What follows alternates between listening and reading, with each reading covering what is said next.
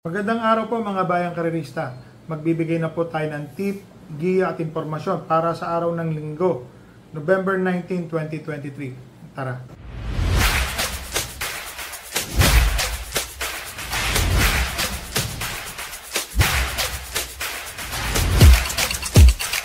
So mga bayang karerista, ngayong araw ng linggo, gaganapin po ang Maro Breeders Championship at ang 2023 Ambassador Eduardo M. Cojuangco Jr. Memorial Cup.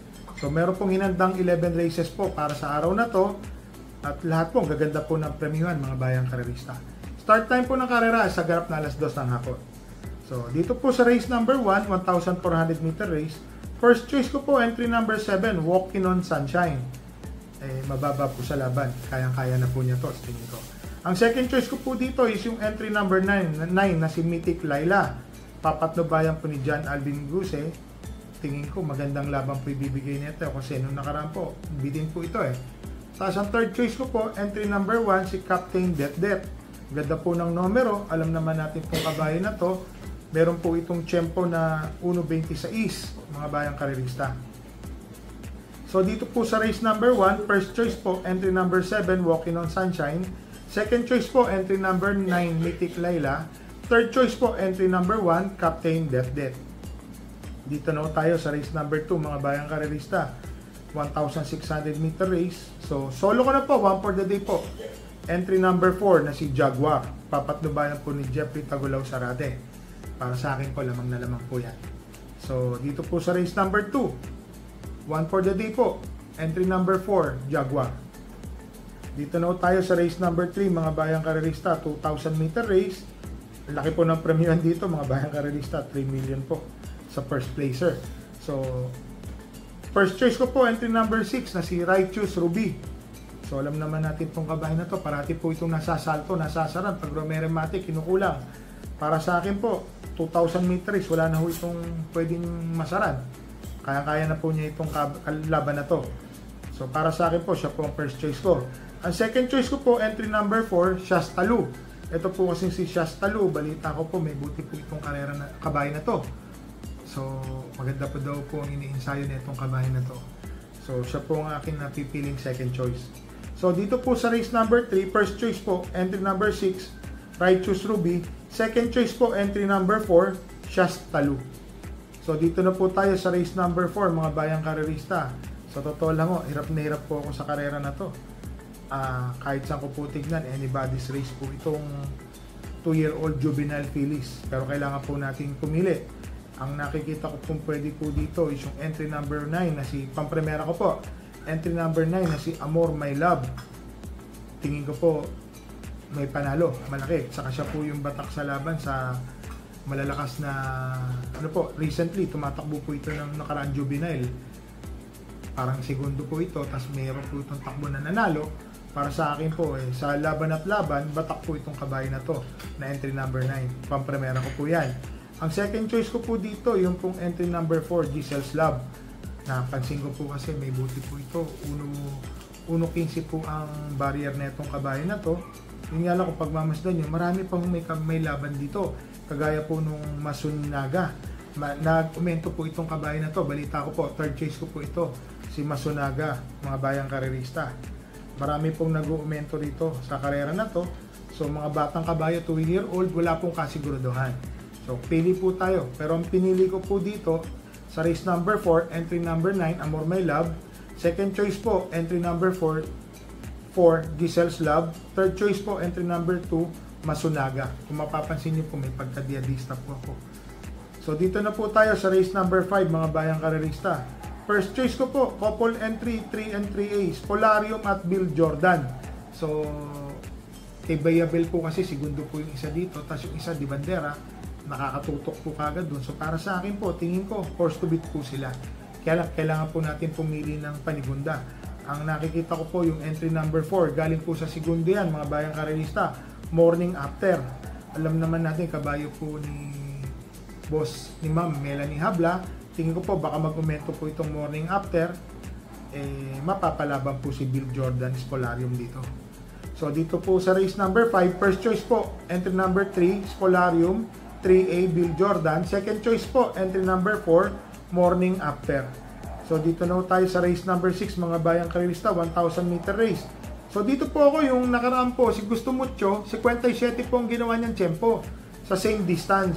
So para sa akin po, mahihirapan po silang gibayin yung tempo na to unless na magagarap po sila sa unahan, mag-open na po kung sino man po yung makakaparemati po dito. Siya po ang aking first choice. Ang second choice ko po dito, yung entry number 2 na si Flattering You. Tingin ko po ito po yung medyo magagaling na off the pace na re-remate. Pagka nagkanaan po yung entry number 1, entry number 3, number 4, number 7, yung agi daw po, pwede rin po ito may sunod eh. Tingin ko po, malaki ang magiging panalo po ni Flattering You na siya pong second choice po. So dito po sa race number 6, first choice po, entry number 1, Gusto Mucho. Second choice po, entry number 2, Flattering You. So dito na po tayo sa race number 7, mga bayang karerista. 1,400 meter race po. First choice po natin dito, entry number 2, Peros Treasure. Alam naman natin, kahit batang kabayo to, imported po ito mga bayang karerista. Mainam po ito. Huling takbo po nito, 1.24 sa 1,400 meters. Pero bago yun, nanalo po ito sa stakes run niya, 1.40 o 1.39 sa 1,600 meters po. So nakakadalawang panalo na po ito. Ang tinalo po niya nung stakes race niya is si Daily Burn, mga bayang karerista. Ang second choice ko po dito, yung batak na batak po sa laban sa matataas na grupo, couple entry number 5, Robin Hood, and 5A Mag Totobetsky. So tingin ko po, ito po yung re-remate. Baka magkaroon po ng habulan kagad, ang laki ho ng mga premyo natin. Baka magkahabulan po si Stolen Ola, Peros Treasure, Daily Burn, Darlev. Yung pong dalawang singgo, Robin Hood, Mag Totobetsky, tingin ko po malaki po ang panalo niya. So dito po sa race number 7, first choice ko po entry number 2, Peros Treasure. Second choice po entry number 5 and 5A, Robin Hood, Mag Totobetsky. So dito na ho tayo sa race number 8 po. First choice ko po entry number 5, Modern Kong, mga bayang karerista. Alam naman natin, iba po yung nakakalaban nito. Yung iba dito, ngayon lang po nalalaban talaga sa malalakas. Si Modern Kong po, ang kalaban niya, sila Boss Emong, yung pong grupo na yun, sila kabayo po ni Boss Jun Sibilia, si Don Julio, parati pong nandoon po si Modern Kong. Siya po ang aking first choice. Ang second choice ko po, baka madihado po ito, entry number 4 na si Cat Bell. Kaya ako po siya napili kasi 2,000 meters, diremating kabayo po ito. Off the pace, baka magkaroon po ng hagaran po sa unahan. Yung 1, 2, 3, 5, si Cat Bell po, baka dumarating po siya na lang mag-isa. Magkaubusan po. So dito po sa race number 5, race number 8, first choice po, entry number 5, Modern Kong. Second choice po, number 4, Cat Bell. Dito na tayo sa race number 9, 1,400 meter race. So ito po, ang first choice ko po, entry number 2, Autumn Shower. Galing na galing po ako dito sa kabayo na to, mga bayang karerista. Kung nakakadalawang panalo na po ito, may kainaman po talaga itong kabayo na to, si Autumn Shower. Ang second choice ko po dito, entry number 10, Sundance. So papatnubayan po ni John Alvin Guse. So sa tingin ko po, maganda na po yung mas maganda po ang ipapakita nito. Nanalo po yan noong nakaraan. Galing po kay Lazaro po ato, kay Bautista, YL Bautista ang pumatong. Ngayon po, nabalik na po siya nakakabisado sa kanya, si John Alvin Guse. Ang third choice ko po dito, entry number 8, Golden Charger, mga bayang karerista. Unti-unti po nag-aumento po itong Golden Charger sa mga pinapakita po niya. May kainaman po yung ginagawang tiyempo nito.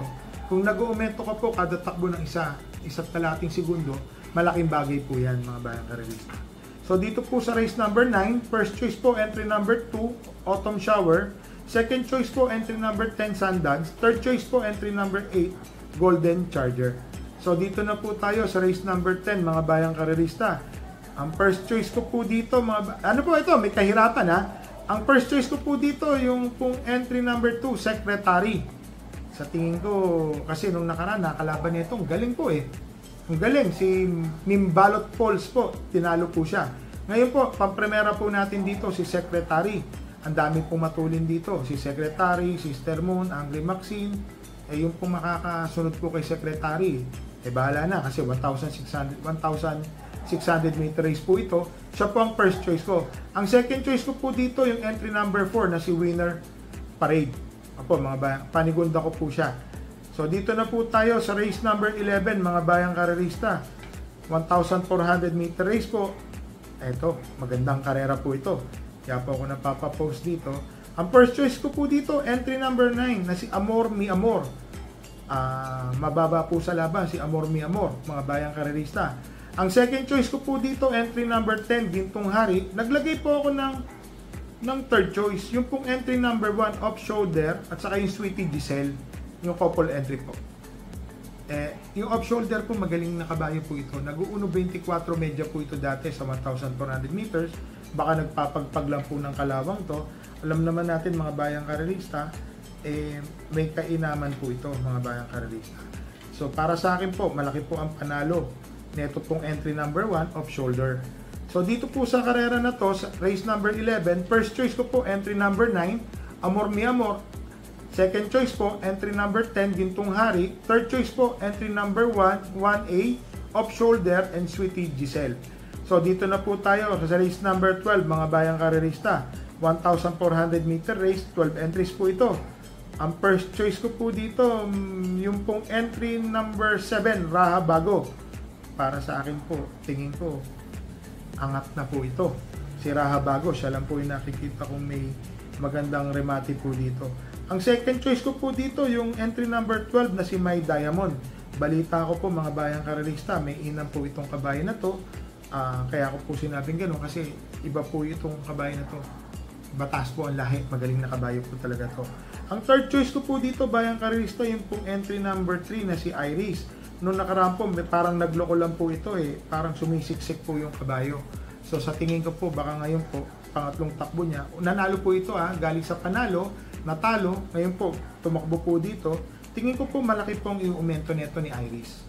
So dito po sa race number 12, first choice po, entry number 7, dihado po tayo, Rahabago. Second choice po, number 12, My Diamond. Third choice po, entry number 3, Iris. So shoutout lang po tayo kay Mr. Arnel Bravo Lorenzana, kay Mr. Norben Ferriols, at kay Mr. Ronald Dalan Lazaro. So mga bayang karerista, happy racing po!